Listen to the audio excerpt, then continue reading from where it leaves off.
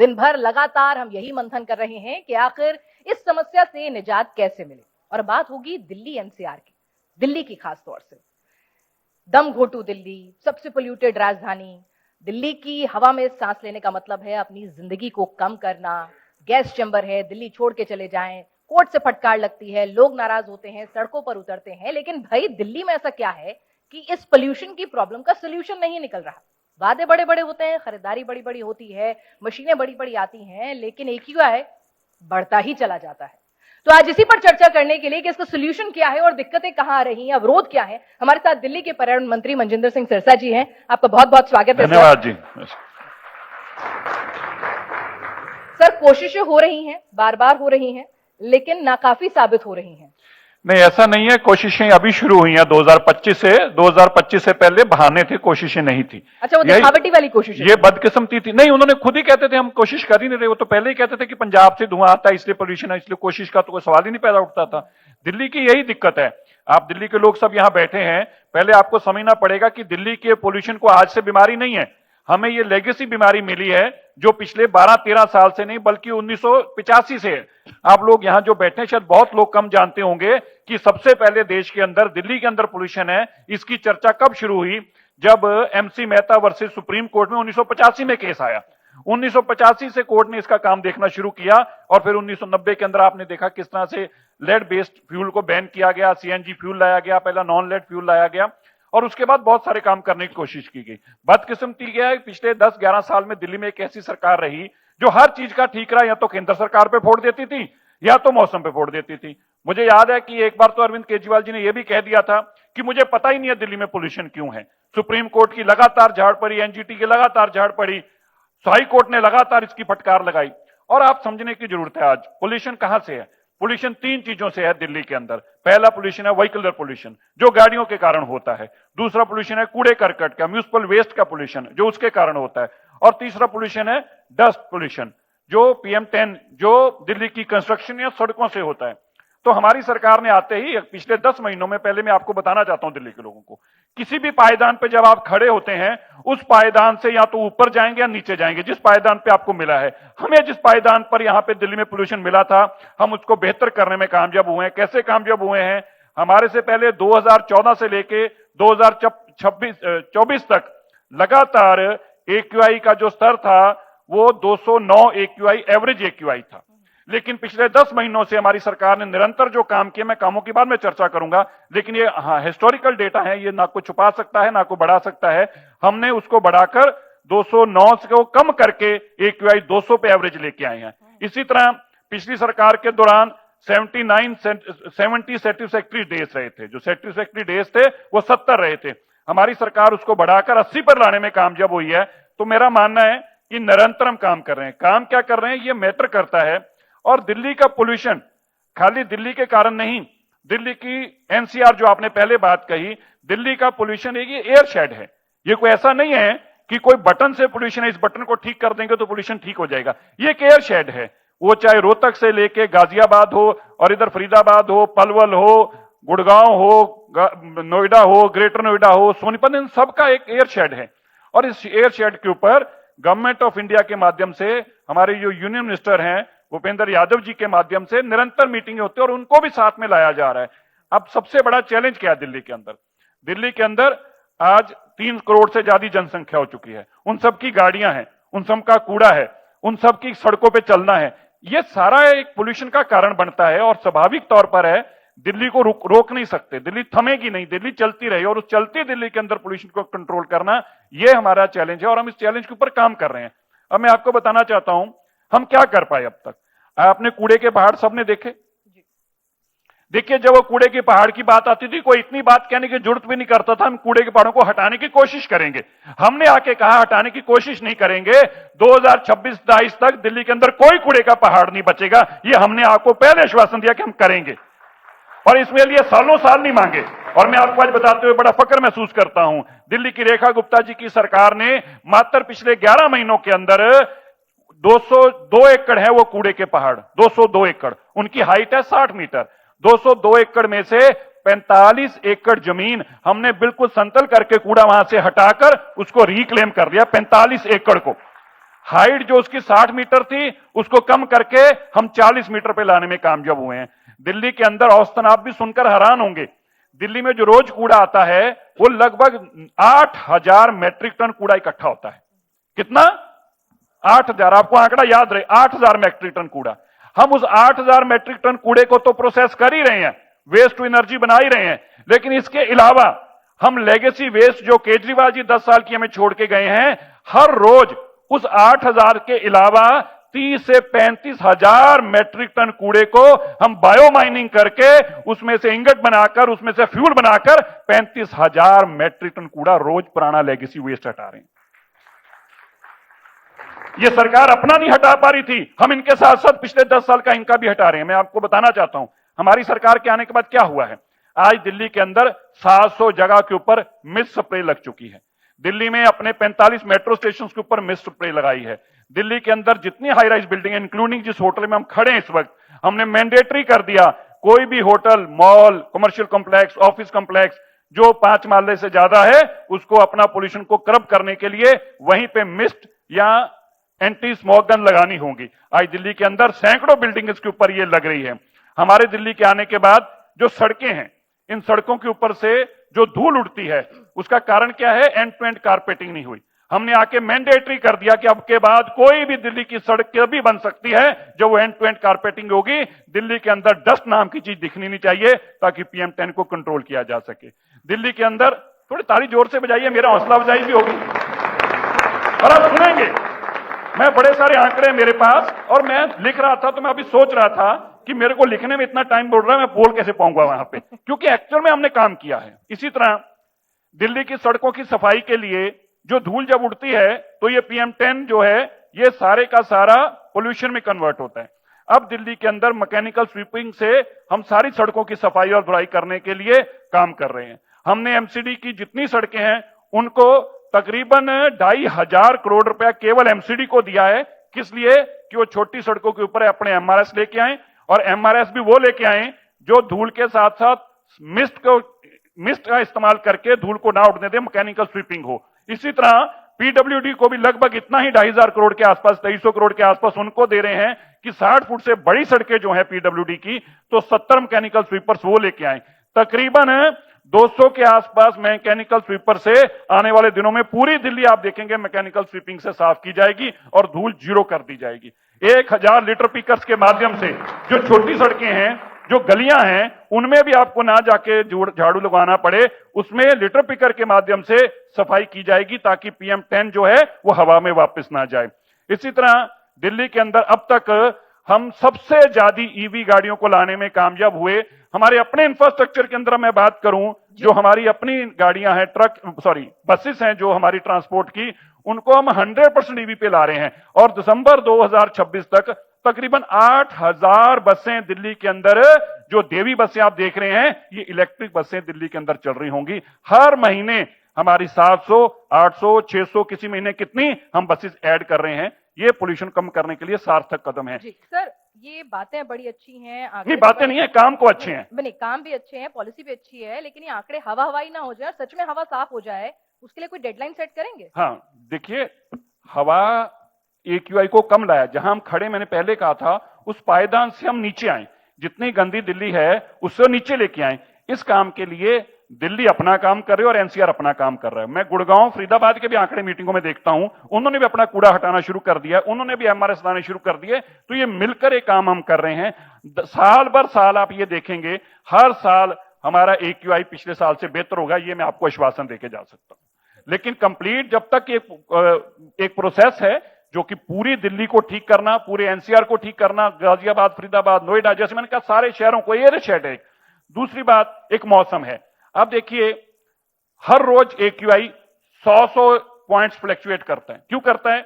अगर हवा यहां रुक जाती है, बिल्कुल ही धुंध आ जाती है, तो स्मॉग बन जाती है। दी डेडली स्मॉग है, ये बहुत खतरनाक है, लेकिन ये हवा के ऊपर डिपेंड करता है। और हवा आती है और वही दिल्ली का पोल्यूशन 200 AQI पे भी आ जाता है, 198 पे भी आ जाता है। सो कई चीजें मौसम से रिलेटेड है, लेकिन ठीक बात है आपकी कहा कि कितना टाइम लगेगा। मैं आज टाइम की तो नहीं कह सकता कमिटमेंट, पर मैं इतनी कमिटमेंट कर सकता हूं कि हवा भी साफ होगी, हर साल हम बेहतर AQI देंगे, इस बात की मैं आपको गारंटी दे सकता तो मौसम तो बेईमान होता है, बस नेता ईमानदार रहे और ईमानदारी से जो वादे और जो पॉलिसीज हैं वो पूरी हो जाए। ऐसा ना हो मैं ये कह सकता हूं तो कहा जाए कि भाई मौसम ठीक नहीं था।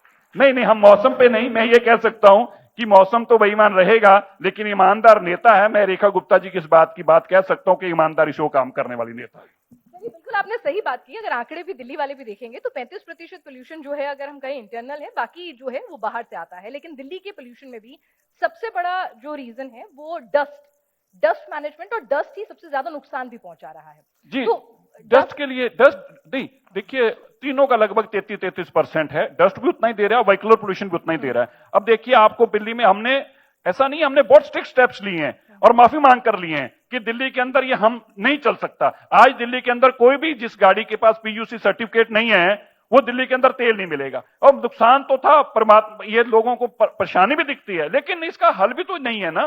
तो आज के बाद फैसला हो चुका है, आप भी जानते होंगे आजकल दिल्ली के अंदर नो PUC नो फ्यूल।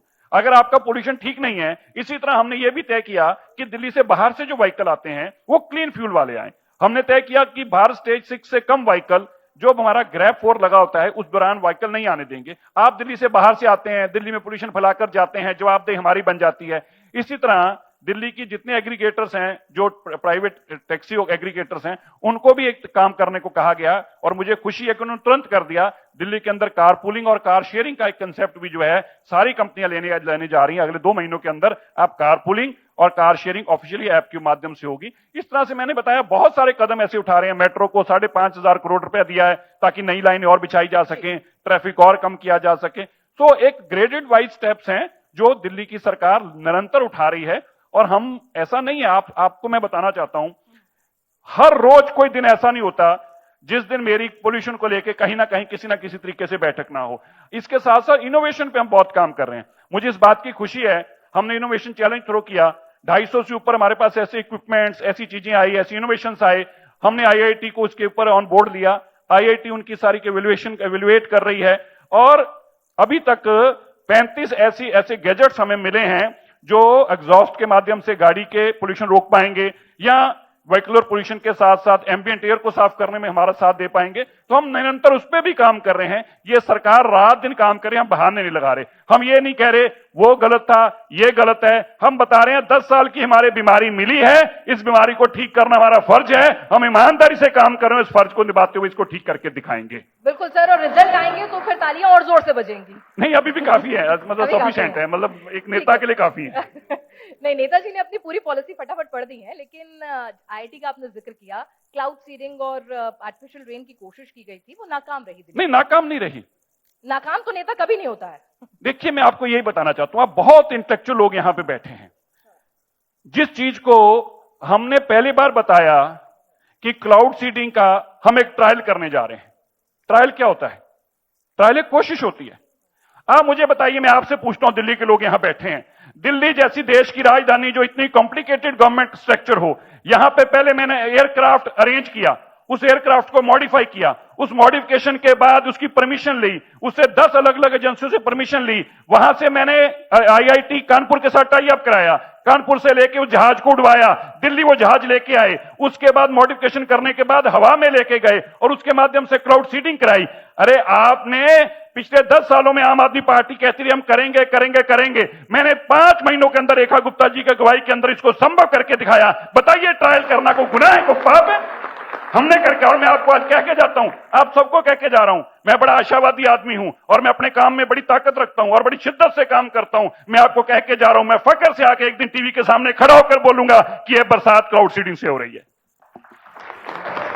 अच्छी बात है सर कि कोशिश करने वालों की कभी हार नहीं होती है और कोशिश जो करेगा वही फेल भी होगा और उसके बाद फिर दोबारा सक्सीड भी होगा। और हम भी चाहते हैं कि दिल्ली को पोल्यूशन से निजात मिले। और आईआईटी कर रही है भाई, आप आईआईटी को फेल कैसे कह सकते हैं? हमारा सबसे बेस्ट इंस्टीट्यूशन है।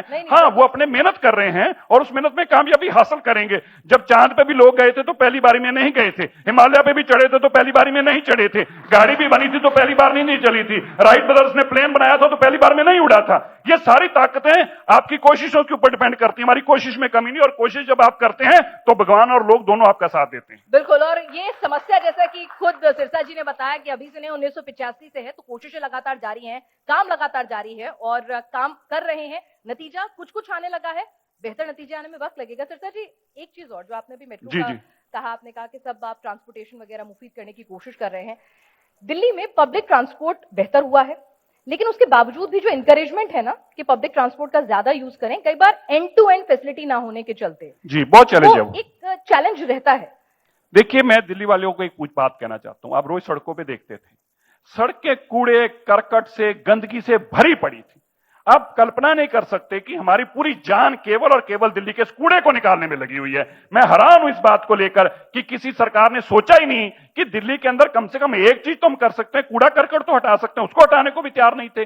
और आपने अभी जो बात कही, ये जितना पोल्यूशन सड़कों के ऊपर से है, मिट्टी के ऊपर से है, ये बहुत बड़ा एक योगदान है। व्हीकलर पोल्यूशन का तो योगदान है ही है, लेकिन अब जब तक डस्ट कंट्रोल नहीं होती, और डस्ट कंट्रोल के लिए मैं बताना चाहता हूं, आज जो लोग यहां बैठे हैं, 500 गज से ऊपर जिसका भी मकान बनता है, उसकी मॉनिटरिंग और उसके ऊपर जो पोल्यूशन कंट्रोल के जो माध्यम हैं वो मैंडेटरी कर दिए गए हैं।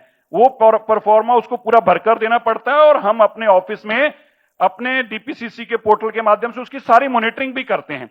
ये अब तक कोई कल्पना नहीं कर सकता। आपका घर जो 500 गज से बड़ा बन रहा होगा, उसकी मॉनिटरिंग हमारे ऑफिस में हो रही है कि वहां पे डस्ट कंट्रोल के नॉर्म्स मेजर किए जा रहे हैं, प्रॉपर हो रहा है या नहीं हो रहा। और नहीं हो रहा तो हमारे लोग वहां जाते हैं, जाके करवाते हैं। सड़कों के ऊपर से मिट्टी हटाना ये सबसे बड़ा हमारा काम है, जो आपने धूल को कहा, और उसके लिए एंड टू एंड कारपेटिंग, जितनी ब्राउन एरिया, उस ब्राउन एरिया को खत्म करना, उसके लिए हम हजारों करोड़ रुपया सभी डिपार्टमेंट्स को दिया, एमसीडी को, पीडब्ल्यूडी को, डीएसआईडीसी को, सभी को दिया है कि आप अपनी डस्ट को खत्म करो, एंड टू एंड पेविंग करो, या तो प्लांटेशन करो या तो घास लगाओ, लेकिन डस्ट कहीं नहीं दिखनी चाहिए। जब डस्ट खत्म होगी तो दिल्ली का पोल्यूशन खत्म होगा। बिल्कुल, तो ये एक कोशिश आपकी जारी है। अब आपने इलेक्ट्रॉनिक व्हीकल्स की बात की है, तो बसेस, दिल्ली का जो पब्लिक ट्रांसपोर्ट सिस्टम है उसको ईवी में कन्वर्ट करने की पूरी कोशिश हो रही है। हालांकि आम आदमी पार्टी कह रही है कि भाई ये तो उनका काम था, आप तो बस उसको कैरी फॉरवर्ड कर रहे हैं। लेकिन काम किसी का भी हो, अच्छा कदम है। हम ये कह रहे हैं कि फिर भी दिल्ली वाले पब्लिक ट्रांसपोर्ट को उतना यूज नहीं करते हैं जितना आमतौर पे कोशिश की जाती है इनकरेज करने की, क्योंकि कहीं ना कहीं मेट्रो से उतरे उसके बाद लास्ट डेस्टिनेशन कनेक्टिविटी एक मिसिंग है। और दूसरा, क्या भाई दिल्ली वाले मानते नहीं आराम से, तो कुछ कंजेशन चार्ज या कुछ इस तरह से जैसा विदेशों में कई जगह पे होता है, वैसा कुछ करने की जरूरत है? नहीं, देखिए, अब दिल्ली एक देश की राजधानी है, हम ये कैसे कहते हैं। अब लोग हमें लंदन की मिसाल देते हैं। मैं पहले आपके इस बात से पहले एक बात आपको, पोल्यूशन ठीक करने के लिए 50 साल लगे हैं। कितने साल? जरा बोलिए, आपको याद रहेगा कितने साल? 50 साल। चीन को, बीजिंग जैसी कंट्री जिसने 350 गांव उजाड़ दिए, सारी बीजिंग में से एक ही दिन के अंदर इंडस्ट्री को शिफ्ट करने का फैसला ले दिया, सारी गाड़ियों को बैन कर दिया गया, ईवी पे ले आए सारी, उसको भी 11 साल लगे हैं अपने पोल्यूशन को ठीक करने में। अब आपने कहा, बिल्कुल आपने ठीक कहा, अभी एंड जो कनेक्टिविटी है मेट्रो की, वो लास्ट माइल कनेक्टिविटी ठीक नहीं है। इसके लिए हम निरंतर काम कर रहे हैं। अभी हमने जो एग्रीगेटर्स हैं उनके ऐप के माध्यम से हमने ऐसा टिकटिंग का सिस्टम करने जा रहे हैं कि जब आप मेट्रो से टिकट लेंगे तो आपके घर से आपको गाड़ी, मोटरसाइकिल लेके जाए और स्टेशन तक पहुंचाए, स्टेशन से आप अपने जगह पर पहुंचे और वहां से उतार के आपको अपने ऑफिस लेके जाए। हम ऐसी टिकटिंग का इंतजाम कर रहे हैं। हम प्राइवेट एग्रीगेटर के साथ टाई अप कर रहे हैं। कब तक हो जाएगा सर? बस विद इन अ मंथ और सो। एंड सेकेंडली, दिल्ली के अंदर देखिए, तारीफ या तो बजाएं या तो ना बजाएं, पर बजाएं तो सारे बजाएं। धन्यवाद। दिल्ली के अंदर 40 मेट्रो स्टेशन के ऊपर हमने एक ट्रायल करके हमने ई ऑटोस चलाए हैं, जो बिल्कुल क्लीन एनर्जी है, इलेक्ट्रिक ऑटोस हैं, और 40 मेट्रो स्टेशन पे हमने एक ट्रायल करके चलाए हैं। 2000 ऐसे मेट्रो स्टेशन, 2000 ऐसे ऑटोस अभी चल रहे हैं। हम इसको और बढ़ाने जा रहे हैं। हमारा फोकस है अगर हम लास्ट माइल कनेक्टिविटी को जोड़ने में कामयाब होंगे, मेट्रो में आज 35 लाख लोग ट्रेवल कर रहे हैं, मेट्रो भी अपनी पूरी कैपेसिटी में काम कर रहे हैं, ऐसा नहीं है कि उसमें और लोग चढ़ सकते हैं, लेकिन लास्ट माइल कनेक्टिविटी से पोल्यूशन कम जरूर होगा अगर हम उनको क्लीन फ्यूल के साथ मेट्रो स्टेशन पर पहुंचा पाए। इसके ऊपर भी हमारी सरकार काम कर रही है। ठीक है सर, एक चीज और है कि पराली, अभी पिछले 2 साल पहले तक पराली पराली पराली एक बहुत बड़ा मुद्दा होता था और दिल्ली में पोल्यूशन हुआ नहीं कि सबने मिलके किसान और पराली को बदनाम किया। पराली तो बेचारी ऐसी रोती रही है, पराली की स्टोरी भी सुनिए। देखिए ऐसा है, ये इस तरह से है कि अपने घर के अंदर हमने कूड़ा भर रखा हो और पड़ोसी को इसलिए गाली निकाल रहे हो कि तुम्हारे घर के बाहर 2 बट्ठल कूड़ा डाल गया, ये ऐसा है। भाई हमने अपना पोल्यूशन तो ठीक किया नहीं, बिना पराली के भी तो यहां पोल्यूशन रहता है। तो हमारी सरकार, हम किसी पराली को ब्लेम नहीं कर रहे, हम कह रहे हैं पहले हम खुद को ठीक कर दें। जब हम दिल्ली के अंदर स्वच्छ हवा देने को कामयाब होंगे, फिर 15 दिन की पराली में आपको पता ही चल जाएगा कि 365 दिन हम साफ रहे हैं, 15 दिन की पराली के कारण पोल्यूशन है। और पराली वाले भी काम कर रहे हैं, पंजाब के किसान भी ऐसा नहीं चाहते, हरियाणा हो यूपी, कोई किसान नहीं चाहता कि मैं आपके लिए परेशानी खड़ी करूं, लेकिन सरकार अगर उनको सुविधा ही नहीं देगी, हमने अपनी दिल्ली में दिया। दिल्ली के अंदर हमारे हजारों एकड़ जमीन है, उसके अंदर जो पराली साल आई, हमने 100% पराली का सोल्यूशन दिया। 1 एकड़ में पराली नहीं जलने दी। हिस्टोरिकल होगा कि दिल्ली में 1 एकड़ में हमने पराली साल नहीं जलने दी। हमने उनको सोल्यूशन दिया इसका, उन्होंने मान लिया। इसी तरह अगर पंजाब, हरियाणा, उत्तर प्रदेश की सरकारें भी उनको सोल्यूशन देंगी तो वो जरूर मानेंगे और उसी के ऊपर काम करेंगे। लेकिन हमारा मकसद है पहले खुद की दिल्ली को साफ करना, फिर पराली की बात करेंगे। ठीक है, तो इस दिशा में अगर हम बात करें तो पराली भी सोल्यूशन, आपने कह दिया एंड टू एंड रोड की कार्पेटिंग भी कर देंगे, पराली का भी मोर और लेस सॉल्व हो गया है। अब बाकी जो आपको लगता है सबसे बड़ा ऑब्स्टेकल सबसे बड़ा है प्रॉब्लम, आप नहीं सॉल्व करते? 3 आज भी हैं। एक, अभी भी कूड़े के पहाड़ 60% बचे हुए हैं, वो बहुत बड़ा पोल्यूशन का कारण है। दिल्ली के अंदर जितने जल स्रोत थे उनके ऊपर सारे बंद करके कब्जे हो चुके हैं, उन जल स्रोतों को खाली करा रहे हैं, दूसरा का। तीसरा, जो व्हीकल्स हैं उनमें आज भी जो फॉसिल फ्यूल के व्हीकल्स हैं, जिनको आईसी जो चलते हैं डीजल पेट्रोल पर, जिस किसी भी फ्यूल पर, उनका पोल्यूशन मैक्सिमम है। आज भी दिल्ली के अंदर भारत स्टेज 3 की गाड़ियां और 4 की गाड़ियां चल रही हैं। भारत 3 से 4 और 6, भारत स्टेज 6 अगर एक पोल्यूशन करता है तो भारत स्टेज 4 की गाड़ी उससे 5-6 गुना ज्यादा करती है।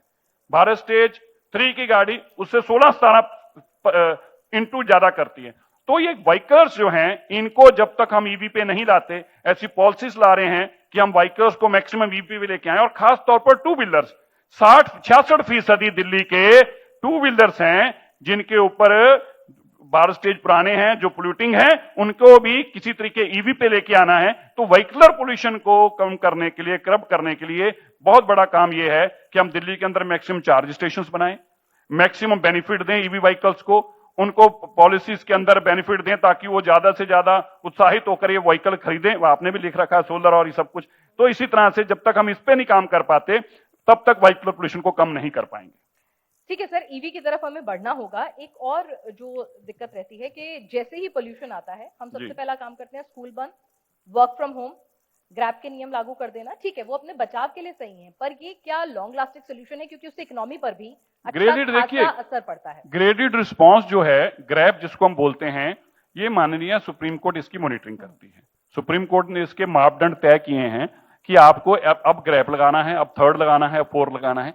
लेकिन जब तक आपको परमानेंट सोल्यूशन हवा का नहीं मिलता, आप तब तक अपने परिवारों का नुकसान भी तो नहीं कर सकते।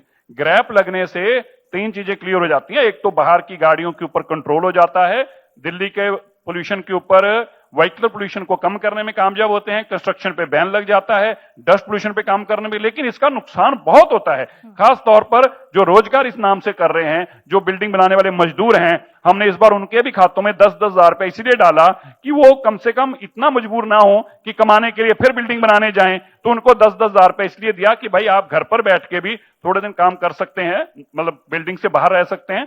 ये मैं मानता हूं कि बहुत बड़ा लॉस है, और इसीलिए हम सब लोग रात दिन इस पे काम कर रहे हैं कि जितनी जल्दी दिल्ली के पोल्यूशन का मसला हल कर पाएंगे उतना ही इकोनॉमी के लिए बेहतर होगा। बिल्कुल, और यही हमारे कॉन्क्लेव का मकसद भी है कि कुछ सोल्यूशन निकले। आरोप प्रत्यारोप तो लगातार होते हैं, लेकिन इस समस्या का समाधान निकले और किस दिशा में हो। लेकिन एक बात समझ में आ रही है सर कि रातों रात कुछ नहीं होने वाला, एक लॉन्ग लास्टिंग प्रोलॉन्ग इलनेस है जिसको दूर होने में वक्त लगेगा। तो अब उस सिचुएशन में बीमारियां तो आ ही रही हैं साथ साथ। दिल्ली में औसतन लोगों की उम्र भी घट रही है, लंग्स खराब हो रहे हैं, पिंक लंग्स अब दिल्ली एनसीआर के लोगों के रहे नहीं हैं।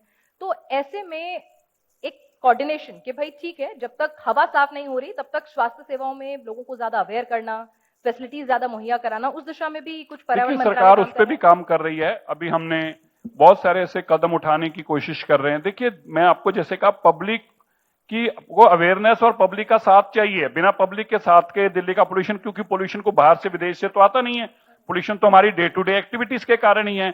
और अगर हम थोड़ी सेंस ऑफ रिस्पॉन्सिबिलिटी का इस्तेमाल करेंगे, उसमें यूज करेंगे, तो हम बेहतर कर पाते हैं। और दिल्ली के लोग समझदार हैं, उनको बात समझाने की जरूरत है और पहुंचाने की उन तक जरूरत है। जैसे जैसे मैंने देखा बिहेवियरल चेंजेस हैं दिल्ली में। हमने जैसे जैसे अगर हमने पास में कूड़ेदान बनाए तो लोगों ने कूड़ेदान में कूड़ा फेंका। अब जगह ही नहीं होगी कूड़ेदान की तो लोग कहां कूड़ा फेंकेंगे? फेंकेंगे कहीं ना कहीं। तो अभी हम इसी तरह से हेल्थ के ऊपर भी बहुत सारा काम कर रहे हैं। अभी हेल्थ मिनिस्टर साहब मेरे बाद वो भी आएंगे, आपको बताएंगे, जिसके साथ साथ कि पोल्यूशन के दौरान और हम क्या क्या आपको हमें कदम उठाने चाहिए, हेल्थ वाइज भी हम उसकी भी चिंता कर रहे हैं।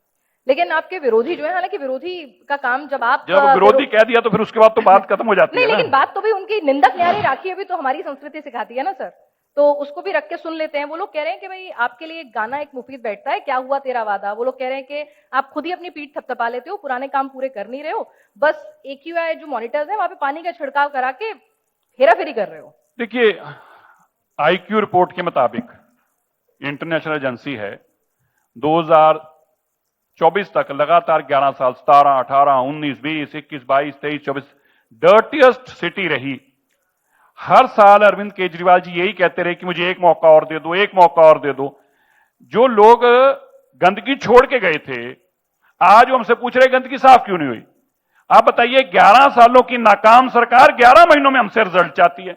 हम पब्लिक को जवाब दें, पब्लिक हमसे कुछ भी सवाल पूछता है उनको जवाब देते हैं, लेकिन हमारे विपक्ष के नेता जो खुद फेल रहे हैं, जिनके समय के अंदर सुप्रीम कोर्ट ने यहां तक कहा, मैं आपको याद दिलाता हूं, भूल जाती है हमारी मेमोरी, सुप्रीम कोर्ट यहां तक कहने को मजबूर हो गया था, जब आप कुछ कर ही नहीं पा रहे तो दिल्ली को बम लगा के एक बार सबको उड़ा दो। याद है आपको? अब आके याद आया होगा। माननीय सुप्रीम कोर्ट ये कहने को मजबूर हो जाए अरविंद केजरीवाल जी को, दिल्ली के लोगों को बम लगाकर उड़ा दो, सबको मार दो, वो सरकार हमसे पूछे कि हम काम नहीं करे। बताइए, तो ये उनकी बेशर्मी की हद है, जिसको कहते हैं ना, हद से पार हो जाती है। जब ये वो है जो लोग हमें जो बीमारी देके गए हैं, आतिशी जी की पहले की वीडियो सुन लीजिएगा और अब की सुन लीजिएगा। वो रोज कहती थी ये पोल्यूशन वहां से आता है, यहां से आता है, अमेरिका से आता है, कनाडा से आता है, डोनाल्ड ट्रंप भेज देता। किस किस का नाम लेते थे वो पोल्यूशन में। और आज हम काम कर रहे हैं, हम किसी को ब्लेम नहीं कर रहे, हम कह रहे हैं हमें मौका मिला है, 10 साल की बीमारियों को ठीक करना हमारा फर्ज है, हम इस बीमारी को ठीक करेंगे। चलिए, तो ठीक है, मतलब अगली बार ऐसी फटकार नई सरकार को ना लगे, हम तो यही चाहेंगे। बिल्कुल कि करेंगे। अपना फायदा चाहिए, अपना सोल्यूशन चाहिए, हमें आरोप प्रत्यारोप नहीं चाहिए। लेकिन बस ये बता दीजिए, कोई डेडलाइन देना चाहेंगे क्लोजिंग रिमार्क में कि भाई ठीक है, एंड टू एंड रोड का। देखिए, मैं आपको 3 डेडलाइन दे सकता हूं। दिल्ली के अंदर सारे कूड़े के पहाड़ जो आप देखते थे, जो डायनासोर से भी पुराने हैं शायद, तो ये सारे के सारे, जैसे आप डायनासोर को भूल गए ना, किसी ने देखा नहीं, आप में से नहीं देखा ना, तो आपके बच्चे परमात्मा ठीक करेगा तो आपके बच्चे 2027 के बाद ये कूड़े के पहाड़ भी नहीं देखेंगे, उनके लिए भी डायनासोर के बराबर हो जाएंगे। चलिए, एक डेडलाइन हमारे पास आ गई, 2027 तक वो पहाड़ जो है। दूसरा हमारा टारगेट है कि 2027 तक दिल्ली के अंदर एंड टू एंड कारपेटिंग कर हमें डस्ट मिटिगेशन के लिए काम करना है। ये हमारा दूसरा टारगेट 2027 तक, 2026 में है, अगले साल 2027 तक। चलिए, ठीक है। तीसरा सुनिए, बजाइए ताली जोर से बजानी चाहिए, मैंने आगे। तीसरा, दिल्ली के अंदर जब बिल्डिंग बनती है तो जो डिमोलिशन है, जो कंस्ट्रक्शन डिमोलिशन वेस्ट है, वो सारी की सारी सड़कों पे रहती है। उसको खत्म करने के लिए हमने प्रोसेसिंग प्लांट लगाए हैं, उसको भी रिसाइकल कर रहे हैं। दिल्ली की 100%, ध्यान से सुनिएगा, दिल्ली में कितनी कंस्ट्रक्शन होती है, 100% वेस्ट जो है, कंस्ट्रक्शन वेस्ट जो है, डिमोलिशन वेस्ट जो है, उसको प्रोसेस करने का भी हम 2026 दिसंबर तक काम कर रहे हैं। कोई एक भी ऐसी जगह नहीं होगी जो वहां से मलबा हटे तो मलबे में जाए नहीं, उसको रिप्रोसेस करके उसकी टाइल बनाएंगे, उसके पेवर्स बनाएंगे। ये भी 100% दिल्ली के अंदर चैलेंज को खत्म कर देंगे। तीसरा, दिल्ली का आज कूड़ा जो है वो तकरीबन 85% हम प्रोसेस कर रहे हैं, वेस्ट टू एनर्जी। लेकिन 2027 तक, मार्च तक हमारा टारगेट है कि दिल्ली के अंदर 14,000 मैट्रिक टन कूड़ा अगले 2 साल 3 साल का भी इंतजाम करके चल रहे हैं कि दिल्ली का 100% कूड़ा हम प्रोसेस करेंगे। 1% कूड़ा भी ऐसा नहीं होगा जो जाके ढेर पे कूड़े पे जाए। ये बड़े चैलेंज हैं, ये छोटी बातें नहीं हैं। बड़े चैलेंज के लिए बड़े आपने चैलेंज हैं। टारगेट जो है डेडलाइन बड़ी पर हमने कोई ये नहीं कहा कि की है। हमने ये नहीं कहा कि अगली सरकार का टाइम दे दो और 5 साल दे दो, नहीं।